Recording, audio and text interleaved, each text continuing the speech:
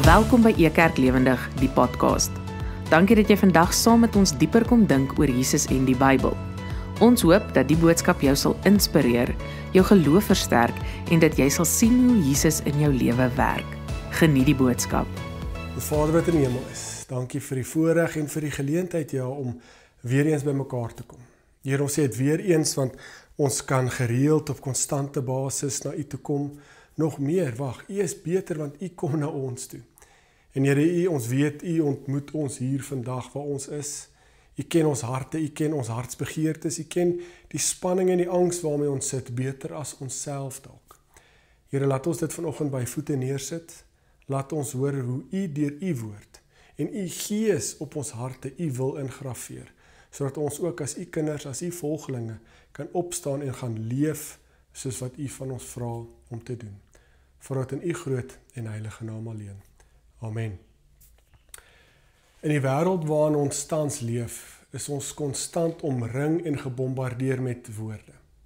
Hierdie woorde kommunikeer iets en ons kan so ver gaan om te sê, bemark iets, skree iets vir ons. As jy dalk vanoggend hier ingeskakel het via die YouTube kanaal, hoeveel boodskappe het jy gekry? Was jy gekonfronteer mee voordat jy by Ekerk se preek uitgekom het? Dieselfde vraag as jy deur Facebook gekom het.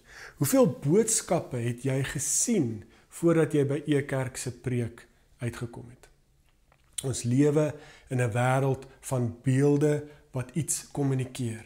Dis 'n beeld of is 'n woord, maar die doel daarmee is dat dit iets moet kommunikeer. As jy by die winkels instap, word jy konstant gebombardeer met iets wat iets wil hê by jou. En dit word gekommunikeer. Of koop my, of vat my, of reageer.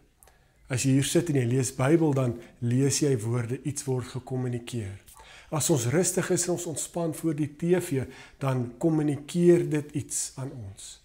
As jy môre by die werk instap, kry ons e-posse en boodskappe wat iets kommunikeer vir en aan ons. Nou wat ek probeer vra met hierdie inleiding is, in 'n wêreld wat konstant kommunikeer, of 'n wêreld waar binne ons is, waarin ons konstant gekonfronteer word met kommunikasie, hoe hoor ons God se stem? Of hoe kommunikeer God met ons in 'n wêreld waar ons konstant in gekommunikeer word mee? Een manier, dink ek, die makliker manier, is dalk om die onttrek van hierdie geraas, van hierdie kommunikasie, al hierdie boodskappe van die wêreld. Dan gaan sit ons iewers waar daar niks anders gekommunikeer word nie. Dan kan ons duideliker, makliker God se woord, God se stem, God se wil hoor en hoor wat God met ons kommunikeer. Maar ek dink 'n ander metode, en dit is dalk een manier hoe ek vandag na ons wil, amper wil ek sê, stoot gee in daai rigting in om te vra, maar as ons begin vra, hoekom kommunikeer God met ons? Gaan dit dan nie makliker wees om dan God se woord, God se stem, te hoor hoe God met ons kommunikeer, daar waar binne ons in die wêreld is, wat ons ook mee gekonfronteer word met eksterne kommunikasie, met impulse. Hoe kan ons so fyn begin leer, luister, hoor na God se woord, na God se stem, na God se kommunikasie, sodat ons in die geraas van die wêreld kan hoor die frekwensie en die rede en hoe God met ons praat in die wêreld. Ek wil vanoggend een tree, soos ek gesê het, na dit toe. Ek dink 'n makliker tree, ek sê nie dit is die antwoord nie, ek sê ook nie dit is die finale rede nie. Maar een tree wat ons dalk kan gee om God se kommunikasie, God se stem, God se boodskap, God beter te hoor praat met ons, is om dalk te begin vra, hoekom God praat. Julle kom agter, ek het die afgelope paar weke, my preke het ek bietjie gefokus juis op hierdie kommunikasie van God. Julle kan graag gaan kyk, ons het bietjie gekyk oor hoe God praat. En dat ons stilgestaan het juist by Jesus as hierdie duidelikste kommunikasie medium, hierdie duidelikste praat, openbaring van God. Maar nou staan ons hier in 2025 En in 'n wêreld wat konstant skree, hoe kan ons die woord, die stem, God se wil hoor in hierdie geraas van die wêreld? Ek voel as ons begin vra oor hoekom God met ons kommunikeer. Miskien is dit dan makliker om hierdie hemelse oortoets te ondergaan, sodat ons die regte frekwensies kan hoor, sodat ons kan luister, sensitief genoeg wees om die frekwensie van waarop God kommunikeer te hoor in die wêreld. Want dit is juis in die wêreld wat God besig is. Ons gaan dit vandag sien. Maar dit is juis ook in hierdie wêreld wat God ons uitnooi, uitdaag, 'n mandaat gee as te ware, om ook voort te bou op hierdie werk, op hierdie openbaring van God. So ek het vanoggend, wil ek graag stilstaan en jou graag uitnooi. Ons gaan by baie tekste stilstaan. Indien jy dalk voel dis te veel tekste of ons gaan te vinnig, jy kan enige tyd hierdie regstreeks uitsending net pause, die gedeelte oopslaan en dan kan jy weer speel druk op die wat ook al jy na kyk, die device waarna jy kyk, en dan kan ons aanbeweeg.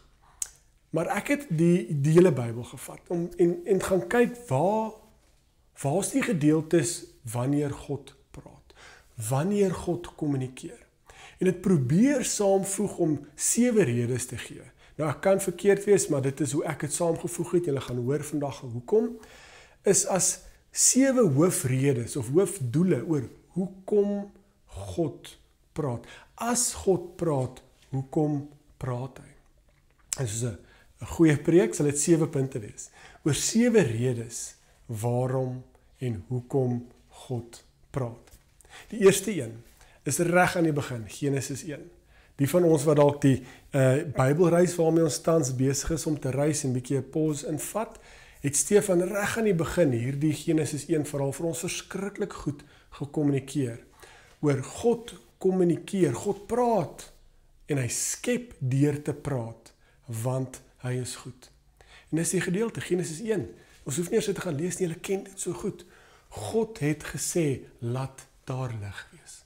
God het gepraat en deur te praat is daar geskep. So ons moet sê dat ons 'n God aanbid, 'n kreatiewe, skepende, pratende God. Maar ons as gelowiges kan dalk sien en glo en bely dat die Here die God die skepper is van die heelal. Maar beteken dit nou hy gaan aftree? Beteken dit hy gaan agteroor sit en gewag dat die wêreld nou maar net sy eie gaan? En dit is hoekom ons in die situasies en die uitdagings sit waarin ons tans is. As ons na die Nuwe Testament kyk, spesifiek Kolossense 1 vers 16 tot 17, dan sien ons dat hierdie is nie net 'n God wat skep nie, maar hy hou ook in stand. En ek lees graag uit die 83 vertaling van Kolossense 1 vers 16 tot 17. Want in hom is alle dinge geskape. Paulus praat hier van Jesus. Want in hom die hemele en op die aarde is, die sigbare en die onsigbare. Alles is deur hom en tot hom geskape.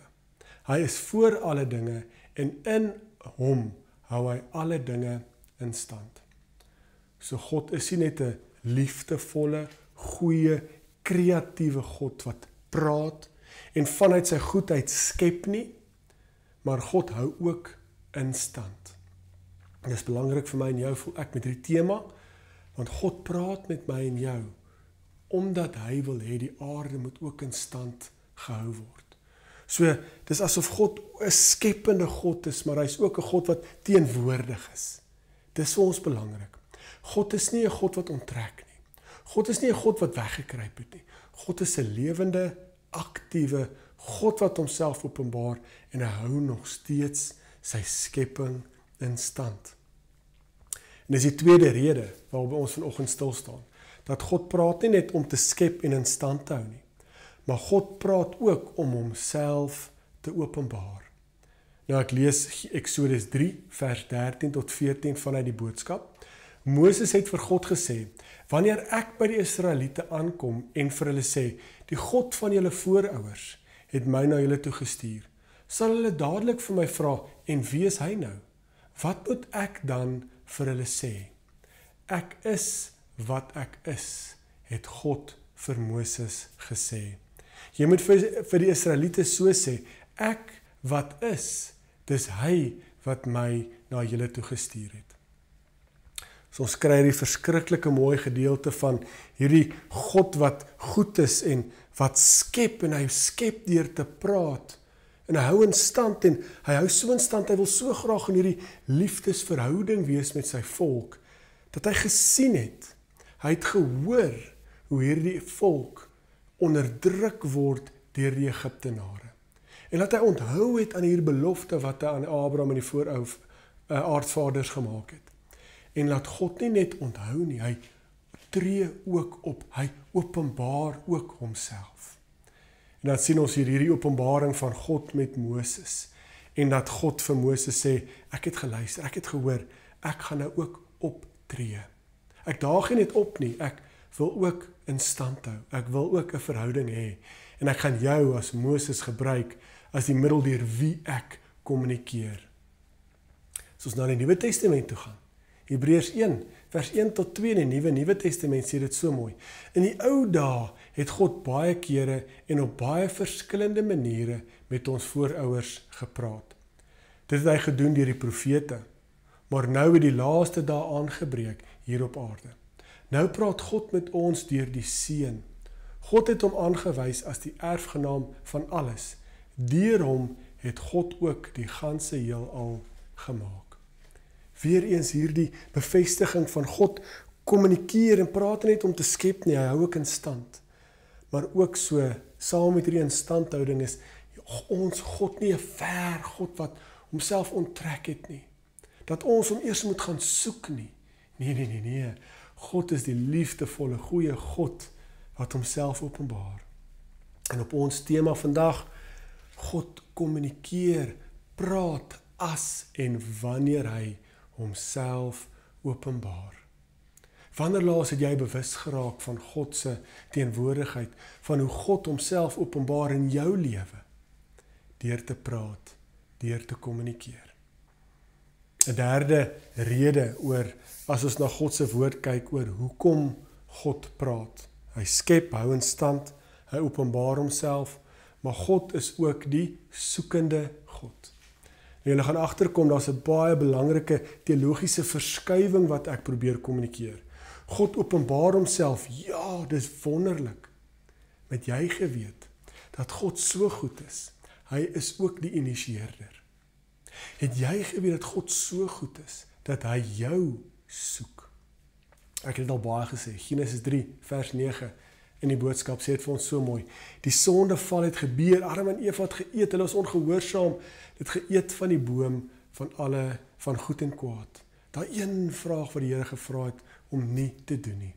Daai verhouding is verbreek. Die mens besef hulle skaal, hulle kruip weg, hulle kry skaam. Die mens speel wegkruipertjie. Wat doen God? Hy wen altyd met wegkruipertjie. Genesis 3 vers 9. Die Here God moes toe na die mens roep en sê, waar is jy? God is nie net 'n God wat homself openbaar nie. Ons aanbid ook 'n God wat die verhouding initieer. Hy is die een wat na ons toe loop, wat ons gaan soek, daar waar ons is. Jy hoor mooi, daar waar jy vandag is en jy voel is jy so besig om weg te hardloop van die Here. Jy is so besig om hierdie impuls, hierdie warbel, hierdie geraas van die wêreld, dit bepaal jou lewensritme eerder as God. Waar ook al jy is, maak nie saak hoe ver jy dink jy is nie. Maak nie saak of jy dink jy het so ver verdwaal, God gaan jy nooit vind nie. Nee. God is die een wat altyd vind. Lees Johannes 10, vers 23 tot 30 in die Nuwe Testament.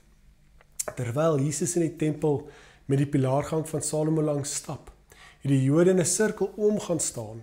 Hulle wou van hom weet, hoe lank gaan jy ons nog so 'n lyntjie hou?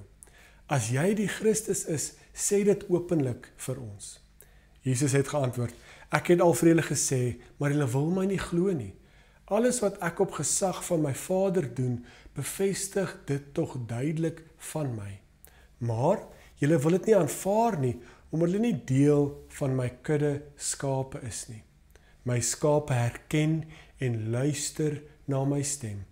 Ek ken hulle en hulle volg my. Ek gee vir hulle die ewige lewe. Hulle sal beslis nooit sterf nie en niemand sal hulle uit my sorg kan gryp en weglei nie. My Vader wat hulle vir my gegee het, is baie belangriker as almal. Niemand kan hulle daarom uit die Vader se sorg gryp en weglei nie. Ek en die Vader is een. Net soos wat Jesus in die Lukas verhaal van hierdie ook vertel, dan sê hy, Jesus is daai een wat sy 99 skape sal los en daai een verlore skaap gaan soek. Dan maak Johannes hierdie so mooi volkleurbeeld om te sê, maar hoekom soek Jesus jou? Hy roep jou op jou naam. Net soos hy vir Adam en Eva gesê het, waar is jy? Is Jesus, is God die een wat konstant aan die soek is. Sy verlore eiendom, sy kinders wat hulle rug gedraai het op God. Dis asof as ons in die geraas van die wêreld net vir 'n oomblik sal stil staan en ons sal draai na God toe, draai na die stem van die Here toe. Dis wanneer die Here in ons sal vasloop. Dis wanneer die Here ons sal ontmoet daar waar ons is. En die mooi, wonderlike deel van God is, hy los ons nie daar nie. Hy tel ons op, hy dra ons saam, bring ons terug na sy roeping, na sy wil toe. En dis dan ook so die volgende merker. God praat ook met ons om beloftes te maak en ons hoop te gee. God kom soek ons ook nie net nie, maar hy gee ons ook hoop. Hy verbind ons ook weer tot hierdie verhouding, die belofte wat hy vir ons gemaak het. Genesis 9 vers 8 tot 11 in die boodskap sê die volgende. God het toe vir Noag en sy seuns gesê, ek maak 'n ooreenkoms met julle en julle kinders, en met al die diere wat saam met jou in die ark was, die voëls, die vee en elke wilde dier, met al die diere wat saam met jou by die ark uitgestap het en op die aarde leef. Nooit weer sal 'n watervloed alle mense en diere doodmaak nie. Nooit weer sal 'n vloed die hele aarde heeltemal verwoes nie. Ek sal my ooreenkoms met julle hou. In Genesis lees ons al hierdie God wat 'n belofte maak en hy kommunikeer dit, hy praat dit. En ons het vandag nog tekens daarvan. Maar so is hierdie God nie net 'n God wat een keer geskaap het en in stand gehou het, belofte gemaak het en ons moet heeltemal terugdink aan daai ou belofte wat God gemaak het nie. Nee. As jy na die Nuwe Testament kyk, is die duidelikste kommunikasie van hierdie belofte van God, van sy liefde, van sy verhouding met ons, is dat hy sy eie seun gestuur het. Ek lees Matteus 3 vers 13 tot 17 in die Nuwe Testament. Juist toe het Jesus uit Galilea by die Jordaanrivier aangekom. Hy wou hê Johannes moet hom ook doop. Johannes wou hom eers keer. U behoort my eintlik te doop en nou kom u na my toe, het hy gesê. Jesus sê toe, doen dit asseblief nou, want dit is God se wil dat dit moet gebeur. Johannes het dit gedoen. Dadelik, net nadat Jesus klaar gedoop is en uit die water kom, het die hemel vir hom oopgegaan. Jesus sien toe die Gees van God afkom, nes 'n duif. Die Gees het op hom neergesak. Uit die hemel kom daartoe 'n stem. Hierdie is my seun wat ek liefhet. Hy gee my soveel vreugde. God kommunikeer, God praat hier en bevestig vir ons hierdie volgende fase as te ware in God se oorhoofse plan. Sy wil vir ons lewe is dat Jesus Christus aarde toe gekom het, dat Jesus nie vasgehou het in sy aardse identiteit, sy hemelse identiteit nie. En Paulus sê in Filippense 2 dat hy hierdie skande ondergaan het om as 'n slaaf aarde toe te kom, as 'n mens gebore te word. So het Jesus nog 'n skande verder ondergaan deur aan die kruis te sterf. Vir my en jou. Ek en jy het dit verdien. Jesus sterf vir my en jou, in ons plek. Dit is die duidelikste bevestiging van hierdie belofte van God. Dat hy nie net skep nie, hy kom herskep ook. Hy gee ons ook 'n toegang, 'n rede vir 'n ewige lewe, 'n nuwe lewe, dat ons nou kan deel wees van God se familie. Dat ons kan leef volgens God se wil. Hoe leef ons volgens God se wil? En dis die 5de rede oor hoekom God kommunikeer. Genesis 4 vers 5 tot 7 in die boodskap sê die volgende. Maar God het nie Kain se offer aanvaar nie. Kain was woedend hieroor. Hy het moedeloos geraak. Die Here het toe vir Kain gesê, hoekom is jy so kwaad en te neergedruk? As jy reg lewe, sal jy offer mos aanvaar word. Maar as jy nie reg lewe nie, vind jy uit dat sonde soos 'n wilde dier is, wat by jou deur lê. Hy lê jou die hele tyd en dophou, want hy wil jou opvreet. Jy kan hom egter oorwin. Dis my amper die belangrikste, maar ek dink ook die gedeelte wat ons 'n rede, wat ek persoonlik en miskien jy ook, die meeste dalk mis. God praat ook om ons te onderrig. En die rede hoekom ek dink ons as gelowiges vandag nie van hierdie manier hou of soek vir hierdie rede oor hoekom God met ons praat nie, is om te onderrig te word beteken dat ons moet verbeter. Dit beteken ons moet verander. Dit beteken ons doen iets verkeerd. Miskien is dit in my generasie dat ons hierdie onderwyser het in ons kop wat jou in die houtwerkklas gesê het, gaan sny nou die plankie waarmee ek jou gaan onderrig, as jy verstaan. Maar ons moet dalk eerder aan hierdie 'n ander kant dink dalk, dit skiet te kort, maar die goeie, die beste onderwyser wat jy dalk aan jou lewe gehad het. 'n Laerskooljuffrou wat jou liefde gee vir wiskunde en elke keer laat aanhou probeer totdat jy verbeter. Iemand wat jou die beste weergawe maak van wat jy kan wees. Die onderwyser wat weet wat sy potensiaal binne jou lê en dit graag wil ontgin op 'n liefdevolle manier. Dit is ook hoekom God met my en jou kommunikeer. Ons as gelowiges dink, ons is ons lewe vir die Here gegee, ons is perfek net hier. Al die sondes val weg. Ag, en as dan nou hier en daar nog 'n sonde opduik, dis oukei. Die Here vergewe dit daarom. Maar as ons regtig waar in 'n verhouding met die lewende Here stap, dan is hy ook die een wat ons gereeld wys en sê, Peer, jy struikel konstant oor daai een sonde in jou lewe. Hoekom? Of jy het hom nie goed uitsorteer nie, of jy die klip nie uitgehaal nie, of jy lieg vir jouself. Jy kan beter. So God roep ons net op tot hierdie weergawe wat God in ons sien, want hy is ons skepper. Hy is iemand ons geskep het en ja, Genesis 3 het gebeur en ons hardloop weg vir die Here. En hy het ons ingehaal, hy het ons kom soek, kom haal daar waar ons in die donker poele van plesier rondspeel. En hy gee ons 'n nuwe lewe deur sy Seun Jesus Christus. En as ek en jy hier sit en glo en bely dat die Here ons verlosser is, dan is dit 'n konstante verbetering, aanhou, verbeter in dieselfde rigting. Ons gaan nog struikel. Ons gaan tekort skiet.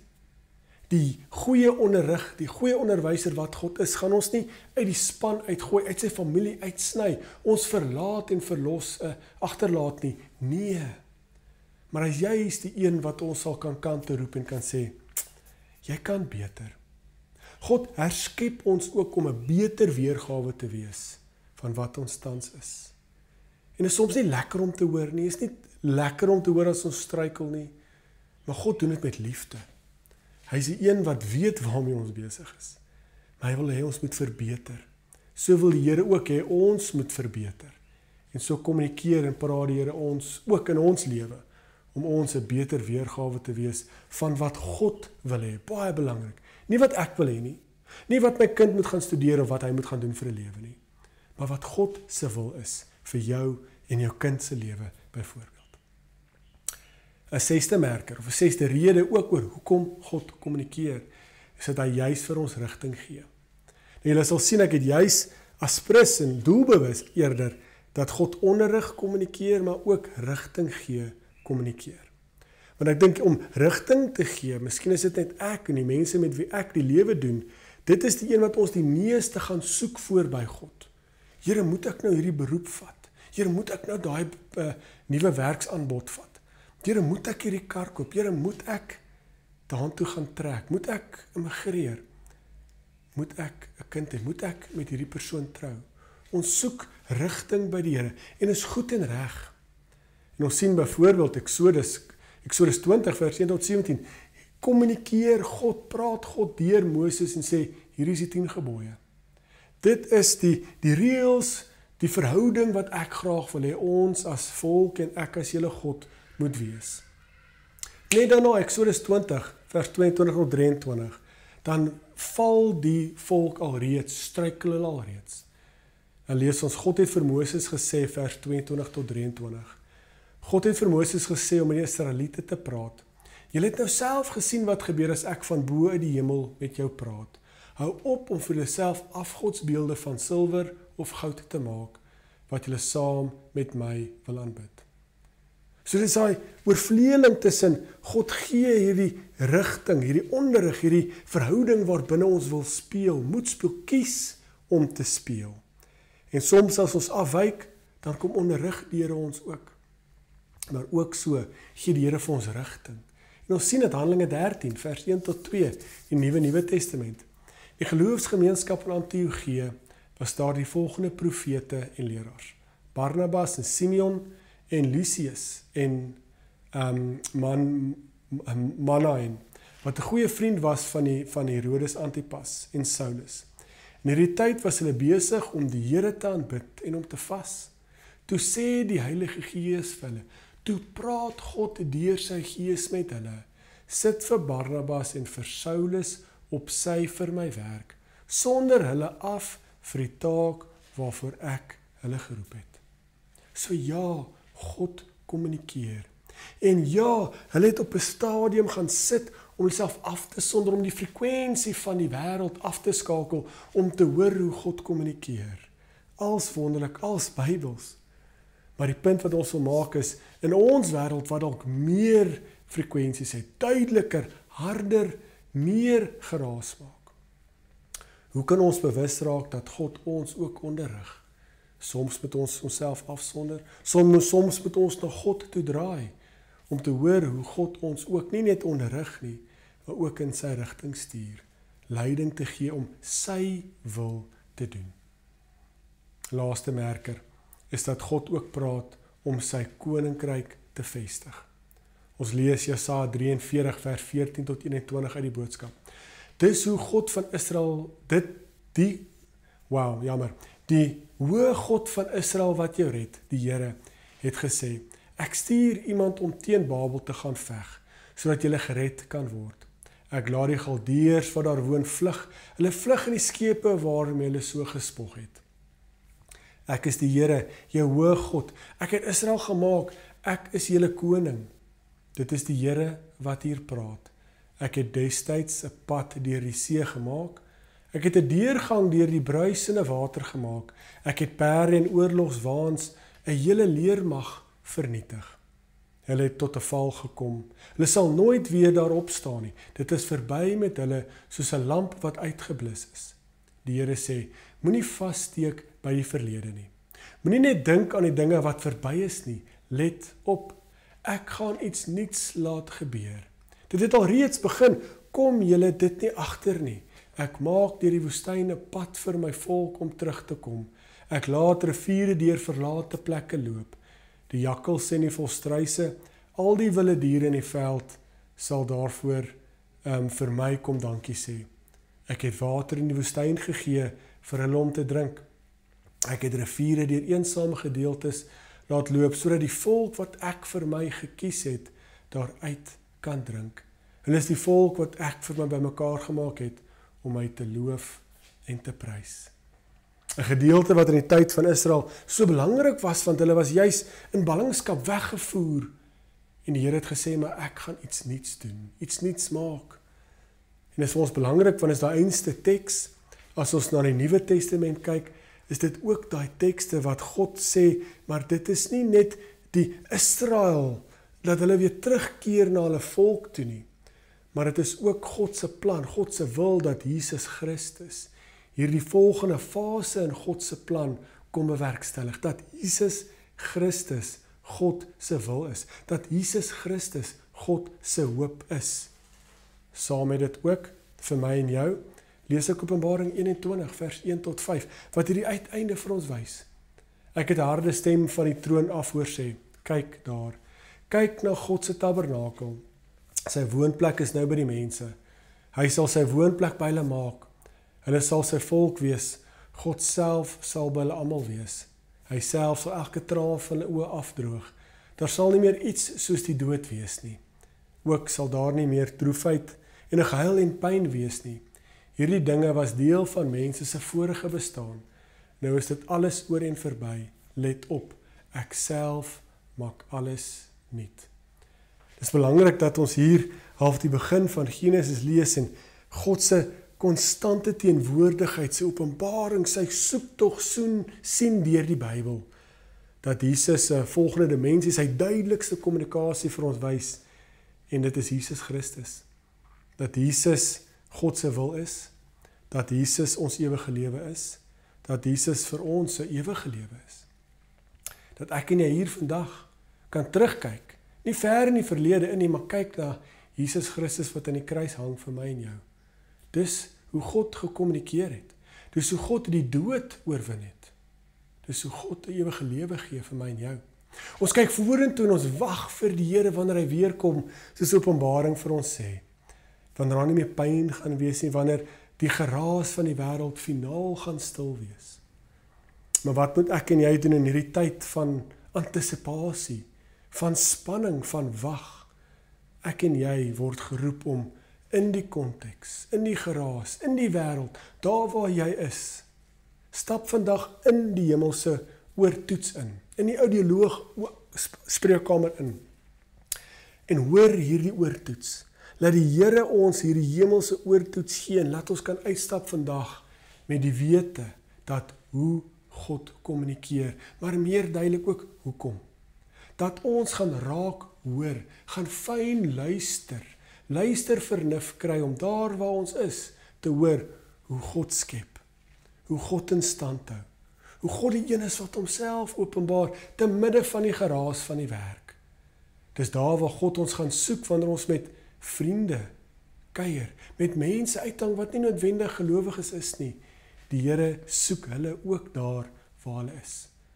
Mag ons, wanneer ons in die werk sit, mag ons in die ry van die bank of in die ry van die winkels besef dat God homself ook openbaar. Dat God ons onderrig, help om beter weergawes te wees. Dat God ons ook rigting gee. Dat ons die ware noord, God se ware noord sal leef. Boonbehalwe dit al, mag ons besef dat God ook kommunikeer met my en jou, sodat ons sy koninkryk sal laat kom daar waar ons is. Ek sluit af met 'n uitnodiging. Hoe gaan ons reageer as en wanneer God met ons praat? Gaan jy ja sê op sy roepstem, soos Johannes 10? Gaan ons die stem van die Here hoor, al is dit nie vir ons lekker nie, want dit besef ons doen iets nie reg nie? Of gaan ons ja sê en God vertrou agter hierdie stem aan, wat die Here ons inroep, in sy koninkryk in, op pad na die ewige lewe toe? Kom ons bid saam. Here, dankie vir die geleentheid, en dat ons by voete kan kom sit, en kom weet U is 'n God wat met ons gesels. Here, ons weet U is nie God wat slegs met ons praat wanneer ons by mekaar kom, en wanneer ons met die woord besig is nie. Here, ons weet U is ook 'n aktiewe, lewende God. U is die een wat die verhouding initieer. U is die een wat die gesprek initieer. U is die een wat ons vind waar ook al ons is. Dankie dat U so God is wat U self openbaar in ons lewe. Mag ons bewus raak, sensitief genoeg raak om raak te sien, maar ook te hoor waar U met ons praat, waar U vir ons fluister, waar U soms op ons skree, tussen deur die geraas van die wêreld. Laat ons U hande en voete wees, laat ons U sigbaar, voelbaar en verstaanbaar maak, daar in die geraas, in die gejaag van die wêreld. Here, dit is nie maklik nie, maar dit is ook iets wat U ons 'n moontlikheid voorgee. Dankie, laat ons werk daar, laat ons oefen daaraan, laat ons op 'n gereelde basis by U voete kom sit en te kan hoor hoe U met ons gesels. Dat ons dit gaan uitoefen in die alledaagse waar ons is in die wêreld. En ons vra dit natuurlik nie omdat ons goed genoeg is of dit verdien nie. Ons vra dit alleen in U seun, ons verlosser se naam, die Here Jesus Christus. Amen. Dankie dat jy vandag saam gereis het. As die boodskap vir jou iets beteken het, stuur dit gerus aan ander. Om meer uit te vind oor Ekerk, besoek ons by www.ekerk.org. Tot volgende week. Ekerk, Jesus sigbaar, voelbaar, verstaanbaar.